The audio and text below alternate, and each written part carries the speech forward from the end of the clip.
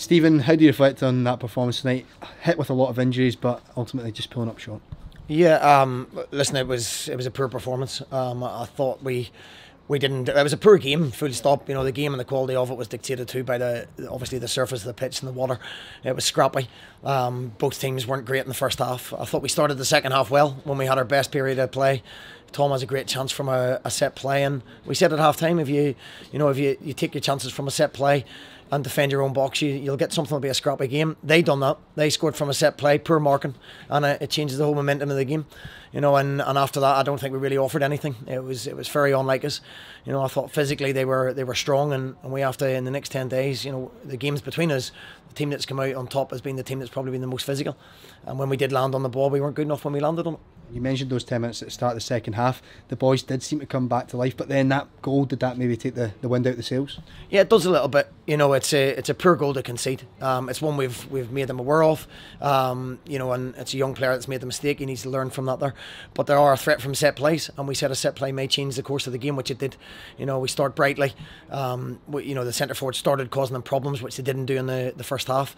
But the whole momentum of the game changes, and then they have players that can actually dictate the pace of the game and slow the game down, and they did that, and that's why Aberdeen are second in the league. And you know, they can win scrappy games, and we have to learn. We have to do that better. No Charles Dunn and countless other injuries, but then Alan Campbell obviously going off at half time. Was that again an injury issue there? Yeah, Alan's just went over on his ankle, you know, so as a precaution we've taken him off. Charles Dunn obviously struggling, Andy Rose as well, so we've got our injuries, but that's not an excuse. You know, the game was scrappy. It was there to be won on a set play, and they took their chance and we didn't, and when we landed on the ball tonight we weren't quite good enough. You quite rightly said on the build up to this game, Stephen, that these games will be judged on their individual merits. You know, this isn't going to have a knock-on effect. Is that now the message to the boys? Let's turn this around before the big semi-final. Yeah, they have to turn it around. You know, we have to be more competitive. We have to rattle them a little bit more.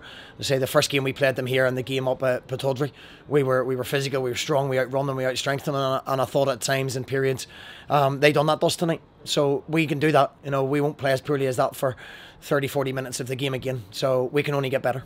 And of course, with another game coming so thick and so fast, how are you feeling looking forward to Saturday? Yeah, well, they've got a chance to bounce back. That's the thing in football, you always get another chance. In reality, I'd like to make wholesale changes, but we're not good enough to do that. You know, so we'll make a couple of changes with a view to the semi-final. But we have to put on a performance that wasn't good enough today overall.